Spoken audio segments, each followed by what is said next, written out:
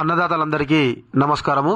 ఈరోజు మన వీడియో ఏంటంటే తెలంగాణ రాష్ట్ర ప్రభుత్వం అయితే రైతు భరోసా గురించి ఒక న్యూస్ని అయితే చెప్పడం జరిగింది. అసలు రైతు భరోసా అనేది సంక్రాంతి కానుకగా ఇస్తానని రాష్ట్ర ప్రభుత్వం ప్రకటించడం జరిగింది. మరి సంక్రాంతి కానుకగా ఇస్తే అది రైతు భరోసా ఏ విధంగా అవుతుంది? మరి రైతు భరోసా అంటే ఏంటి? అసలు గత ప్రభుత్వము ఈ యొక్క రైతు భరోసా రైతు బంధు ఏదైతే ఉందో అది పెట్టుబడి సాయం కోసం ప్రారంభించినటువంటి పథకం. మరి ఎప్పుడు ఇస్తే అది పెట్టుబడి సాయం అవుతుంది, ఎప్పుడు ఇస్తే అసలు అది రైతు భరోసా అవుతుంది అనేటువంటి విషయాల గురించి అయితే నేను మీకు ఈ వీడియోలో చెప్పాలనుకుంటున్నాను. ఈ వీడియో తప్పకుండా మీరైతే చివరి వరకు చూడండి. రైతులకు తీపి కబురు, త్వరలోనే మీ ఖాతాల్లో 7,500 నగదు. తెలంగాణ రాష్ట్ర వ్యాప్తంగా అన్నదాతలు రైతు భరోసా కోసము ఆశగా ఎదురుచూస్తున్నారు. తెలంగాణ రాష్ట్రంలో కాంగ్రెస్ ప్రభుత్వం అధికారంలోకి వచ్చిన తర్వాత రైతు సంక్షేమం కోసము రైతు భరోసా అమలు చేస్తామని, రైతు రుణమాఫీ చేస్తామని ఎన్నికలకు ముందు హామీ ఇచ్చిన విషయం తెలిసిందే. తెలంగాణ రైతులకు పెట్టుబడి సాయం గత ప్రభుత్వము కంటే ఎక్కువ చేసి 7,500 చొప్పున ఇస్తామని కాంగ్రెస్ రైతులకు హామీ ఇచ్చింది. అయితే వీళ్ళు చెబుతున్నాయి చూడండి, ఏది పెట్టుబడి సాయం మేము పెంచినామని అంటున్నారు. అక్కడనే ఉన్న చూడండి, పెట్టుబడి సాయం అనేది ఎప్పుడు ఇవ్వాలండి? మనకు ఏదైతే క్రాప్ వేసుకుంటామో, పంటలు వేసుకునే ముందు ఇస్తే దాన్ని పెట్టుబడి సాయం అంటారు. పంటలు అన్నీ అయిపోయిన తర్వాతకి ఇస్తే దాన్ని ఏమంటారో ఇక రాష్ట్ర ప్రభుత్వమే చెప్పాలి. ఎందుకంటే మనకు ఆల్రెడీ ఈ సంక్రాంతి వరకు పంటలు ఏవైతున్నాయో అన్నీ అయిపోతాయి. అంటే మనకు వేసుకోవడం, ఇప్పుడు మొక్కజొన్న వేసుకోవడం కానీ లేకుంటే వరి నాట్లు వేసుకోవడం కానీ ఆల్మోస్ట్ అయిపోయేటువంటి దశ అది. మనకు డిసెంబర్ నుంచి వెళ్ళి ఆల్రెడీ ఇప్పుడు కొన్ని ఏరియాలలో, మా ఏరియాలో అయితే ఇప్పటికే ఆల్రెడీ మొక్కజొన్న పెట్టేసిర్రు. ఆల్రెడీ మనకు 2-3 ఇంచులు కూడా అయిపోయింది. ఇక వరి నాట్ల సాగు కూడా ఆల్మోస్ట్ మొదలైపోయింది. మరి ఇక ఈ యొక్క పెట్టుబడి సాయం అనేది ఎప్పుడు ఇస్తారా వీళ్ళుగా? నిన్న మొన్ననేమో ఇగో డిసెంబర్ అన్నారు, మధ్యలో అన్నారు, 9వ తారీఖు అన్నారు, రైతు విజయోత్సవ సభలు అన్నారు, అన్నీ అన్నారు, అయిపోయింది. ఇక మళ్ళీ ఇప్పుడు సంక్రాంతి కానుకగా అనేసి మళ్ళీ ఒక పోస్టర్ రిలీజ్ చేసిరిగా. మరి ఎప్పటికీ ఈ మాటలు మార్చుకుంటా పోడేనా? మరి రైతు భరోసా ఇచ్చే ఆలోచన రాష్ట్ర ప్రభుత్వానికి ఉందా లేదా? ఎందుకు ఇన్నిసార్లు డేట్లు మార్చుతున్నారు? ఒక మంత్రి ఒక డేటు అంటూ మంత్రుల మధ్య ప్రభుత్వం మధ్య ఒక సఖ్యత లేకనా? ఎందుకు రైతులను ఇంతగానం గోసబుచ్చుకుంటున్నారు అనేది చెప్పాల్సినటువంటి బాధ్యత ఖచ్చితంగా రాష్ట్ర ప్రభుత్వం మీదనైతే ఉంది. రైతు భరోసాపై శుభవార్త. ఇక హామీని నిలబెట్టుకునే క్రమంలో కసరత్తు చేస్తున్న రేవంత్ రెడ్డి ప్రభుత్వం అన్నదాతలకు శుభవార్త చెప్పింది. రైతు భరోసా కోసం ఎదురుచూస్తున్న రైతులకు సంక్రాంతి పండుగ నుండి సంక్రాంతి కానుకగా పెట్టుబడి సాయాన్ని అందించనున్నట్లు వెల్లడించింది. గత బీఆర్ఎస్ ప్రభుత్వం హయాంలో ఎకరాకు 5,000 రూపాయలు ఇవ్వగా ప్రస్తుతం రైతు భరోసా పేరుతో కాంగ్రెస్ ప్రభుత్వం జనవరిలో యాసంగి సాగుకు ఎకరాకు 7,500 చొప్పున రైతులకు పంపిణీ చేయాలని నిర్ణయం తీసుకుంది. రైతులకు శుభవార్త అని అంటారు. ఏ విధంగా రైతులకు ఇది శుభవార్త అవుతుంది ఒక్కసారి ప్రభుత్వం చెప్పాలి. ఎందుకు అయ్యా నేను ఈ మాట అంటానంటే, ఆల్రెడీ మనకు వానాకాలం అయిపోయింది, ఆల్రెడీ సాగు అయింది, వడ్లు వచ్చినాయి, అమ్ముడు పోయినాయి, అంత అయిపోయింది. మరి వానాకాలం సీజన్కు సంబంధించిన రైతు భరోసా ఏమైంది? అది మర్చిపోయిర్రా? ఇక యాసంగిలో వేస్తేనే అన్నదాతలు ఆనందంగా ఉన్నట్ట. అంటే యాసంగి సీజన్లోనే రైతు భరోసా వేయాలని రాష్ట్ర ప్రభుత్వం డిసైడ్ అయ్యింది. ఏది 7,500. గత ప్రభుత్వం 5,000 ఇచ్చినా కూడా కరెక్ట్ పంట వేసే ముందు పెట్టుబడి సాయం ఇచ్చేది, కరెక్ట్ టైం టు టైం వేసేది. ఇదైతే పక్క, ఎవ్వరు ఏమన్నా ఏది జరిగినా ఇదైతే పక్క. మరి ఇప్పుడు ఉన్నటువంటి ప్రభుత్వం మీరు 7,500 ఇచ్చినా కనీసం టైంకి ఇవ్వట్లేదు. ఆల్రెడీ ఒక పంట అయిపోయింది, మరి దాని గురించి ఇంకా ఊసేయలేదు. అంటే వానాకాలంను తుంగలో దొక్కిర్రు, అప్పటి రైతు భరోసా లేదు. అలాంటప్పుడు అన్నదాతలు ఏ విధంగా ఆనందంగా ఉంటారా? ఇక జనవరిలో సంక్రాంతి కానుకగా అంటారు, ఆల్రెడీ దసరా కానుక అయిపోయింది, దీపావళి కానుక అయిపోయింది, ఇప్పుడు ఇక సంక్రాంతి కానుక అంటారు. ఈ సంక్రాంతి కానుకగా వస్తుందా, అది ఏమవుతుంది అనేది ఇక వాళ్ళకే తెలియాలి. ఇక ఎందుకంటే వాళ్ళే మనకు డేట్లు మార్చి మాటలు మార్చి చెప్తారు కాబట్టి ఇక వాళ్ళకే తెలుస్తుంది ఇస్తారా ఇయ్యరా అనేది. ఇక రైతులకు శుభవార్త అనేటువంటిది అయితే చెప్పకండి మీరు. శాసనసభ సమావేశాల్లో దీనిపై కీలక నిర్ణయం.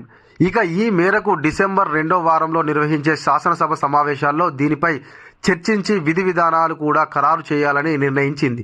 ఈ లోపు రాష్ట్ర వ్యాప్తంగా రైతుల నుండి సేకరించిన అభిప్రాయ సేకరణ డేటాతో డిప్యూటీ సీఎం బట్టి విక్రమార్క నేతృత్వంలోని మంత్రివర్గ ఉపసంఘం నివేదికను సమర్పించనుంది. ఈ ఉపసంఘం సమర్పించే నివేదికపై కూడా రాష్ట్ర మంత్రివర్గ సమావేశంలో చర్చించి నిర్ణయం తీసుకుంటారు. ఇక వీళ్ళకి ఇదొక్కటి దొరికిందా ఏంటంటే, మేము ఒక సబ్ కమిటీని వేసినాము రైతు భరోసా గురించి.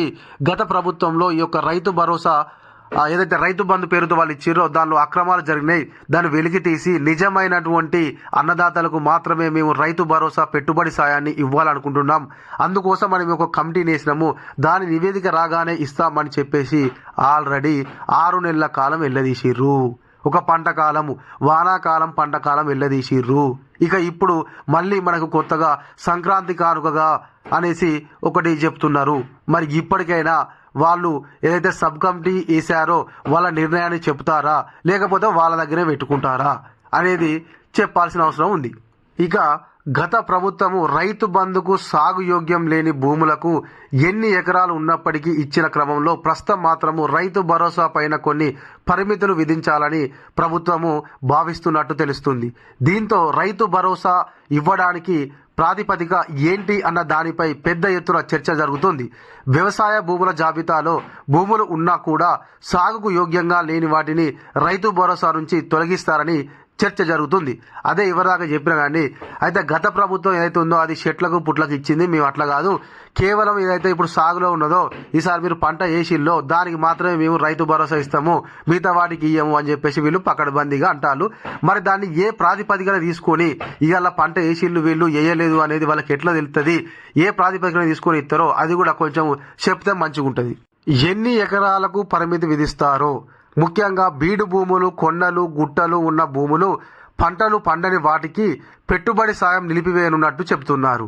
కేవలము సాగు చేసే భూములకు మాత్రమే రైతు భరోసా ఇస్తారని కూడా భావిస్తున్నారు. అంతేకాదు రైతు భరోసా ఇచ్చే విషయంలో ఎన్ని ఎకరాల వరకు పరిమితి పెడతారు అనేది కూడా ప్రస్తుతం చర్చ జరుగుతుంది.